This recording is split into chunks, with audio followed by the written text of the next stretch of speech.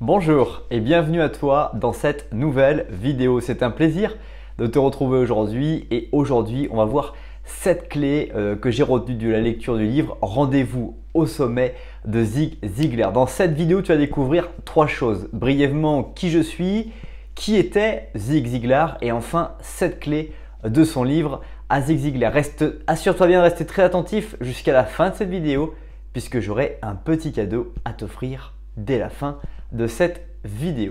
Alors qui je suis? Je m'appelle Ogier Dolé, je travaille 35 heures par jour puisque l'ensemble des vidéos de la chaîne YouTube et des contenus du blog responsabledaffaires.fr sont consommés 24 heures chaque jour. Je travaille également 10 heures en tant que salarié dans le domaine du génie climatique et je m'entraîne 1 heure chaque jour quotidiennement.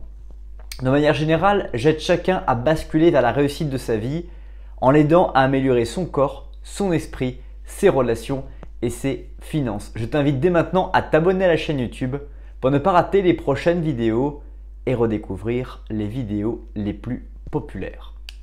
Alors, qui était Zig Ziglar? Zig Ziglar était né le 6 novembre 1926 et est décédé le 28 novembre 2012. C'était un Américain, auteur, vendeur et un conférencier en motivation. Notamment, il a travaillé en 1963 dans un groupe pour travailler l'image des vendeurs aux États-Unis avec notamment les créations, l'animation de nouveaux et des premiers séminaires de vente pour justement permettre aux vendeurs d'avoir une capacité à écouter, à concevoir des offres en réponse à du public. Il a écrit pas loin de 30 livres sur des domaines justement de la vente, du développement personnel, de la relation aux autres et notamment ce livre dont je te parle et je te fais la chronique dans cette vidéo. Rendez-vous au sommet, un livre vraiment très enrichissant pour justement trouver des alternatives pour avancer, se développer et surtout issu d'une expérience novatrice et surtout de la deuxième partie du XXe siècle aux États-Unis sur le développement des entreprises, le développement du management, le développement des activités. On va maintenant passer aux 7 clés que j'ai retenues de ce livre, mais juste avant cela, je t'invite à apprécier la vidéo ou à la partager dès maintenant afin de permettre à d'autres personnes à leur tour de découvrir cette vidéo. La première clé du livre que je voulais partager avec toi, c'était le principe d'amorcer, pomper et de produire. L'un des principes qui est présenté par Zig Ziglar dans le livre, c'est le principe finalement de lorsqu'on veut pomper dans un puits de l'eau. On a tous éventuellement déjà pratiqué cette technique-là ou alors observé cette technique qui consiste à vouloir pomper de l'eau. On va utiliser une pompe à la main et on va chercher à vouloir amorcer la pompe. Et donc pour amorcer la pompe, il faut forcer énormément. On va aspirer de l'air jusqu'à réussir à faire monter de l'eau avec un effort assez important, jusqu'à ce que la pompe soit amorcée et que l'eau naturellement soit siphonnée de façon très facile, très simple. Mais de manière vraiment logique, on aperçoit que quand on va amorcer, ce principe d'amorce est très long à réaliser. Mais qu'une fois que la pompe est amorcée, il est il est même très facile de pouvoir réussir à soutirer de l'eau. Et c'est la même chose dans la vie. Réussir, avancer dans sa vie demande d'amorcer les choses jusqu'à obtenir des résultats. Et parfois, des personnes vont amorcer pendant quelques mois, quelques jours, quelques années.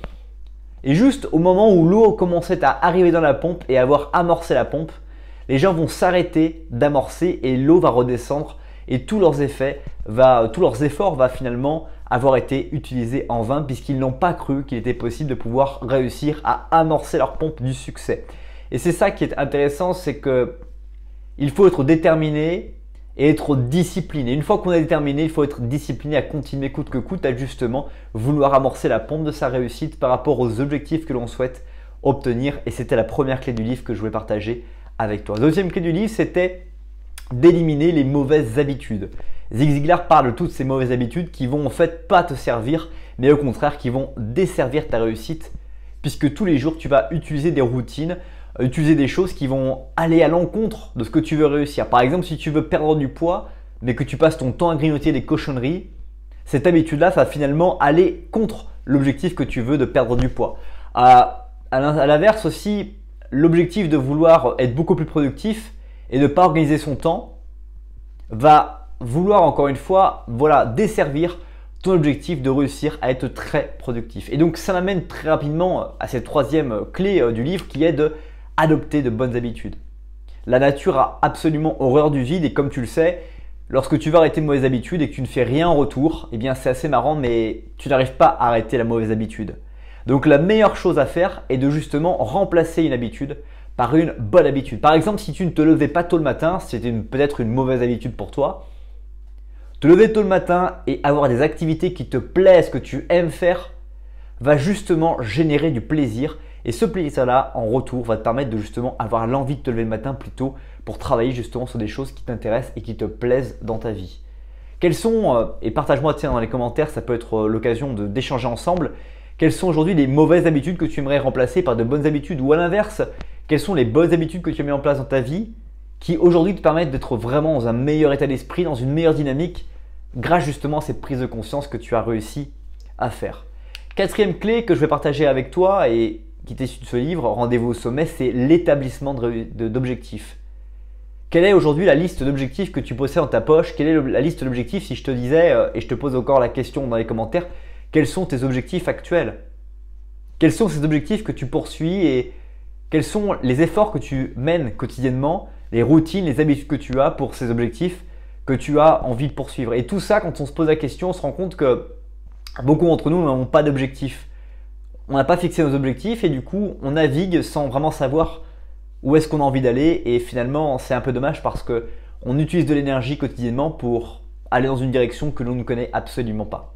Cinquième clé que je vais partager avec toi, c'est de construire une image saine de soi-même. Combien de personnes n'ont pas une bonne image d'eux-mêmes alors qu'ils ont finalement plein de possibilités, que chacun d'entre nous est unique, que chacun d'entre nous peut apporter énormément à l'ensemble de la communauté terrienne? On s'aperçoit un truc qui est assez marrant, c'est que 90% des gens n'ont pas confiance en eux et n'ont pas une bonne image d'eux. Comment peux-tu améliorer ton image? Comment peux-tu justement te considérer comme quelqu'un d'agréable à regarder, d'intéressant, d'important, que ce soit extérieurement ou intérieurement?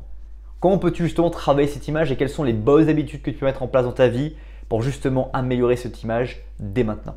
Sixième clé, c'est arrêter les voleurs de temps.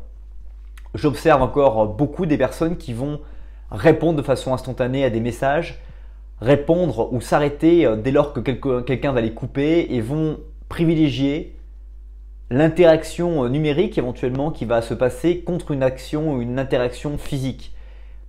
Pareil, ne pas réussir justement à mettre du temps ou dans lequel on va se concentrer, travailler de façon importante, va être encore une fois un voleur de temps et d'être toujours dans la spontanéité, de laisser finalement la gratification ou les intrusions instantanées nous prendre notre concentration est quelque chose qu'il faut apprendre à modifier, à changer. Et dans le livre, on comprend justement tout l'intérêt de travailler justement sur cette différenciation et d'arrêter de se faire voler son temps par les autres, mais de justement au contraire garder son temps pour soi. Enfin, septième clé que je vais partager avec toi, c'est de voir les autres différemment. Trop souvent, on va vouloir stéréotyper les autres, on va vouloir écouter les rumeurs à propos de telle ou telle personne et on ne va pas se faire sa propre opinion, sa propre réflexion sur le sujet.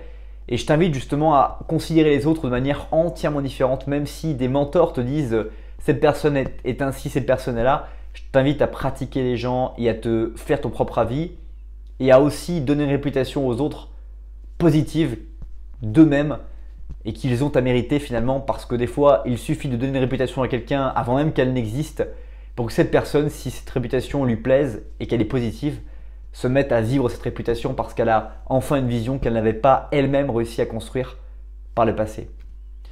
C'est déjà la fin de cette vidéo. Merci beaucoup pour le temps que tu as consacré à la regarder. Je t'invite dès maintenant, si ce n'est pas encore fait, à t'abonner à la chaîne YouTube, à découvrir la dernière vidéo de la chaîne ici, l'une des vidéos pour lesquelles tu portes un intérêt et à télécharger dès maintenant en bas dans la description de cette vidéo 7 défis anti-routine. Merci encore, passe une très bonne suite de journée et je te dis à bientôt pour une prochaine vidéo.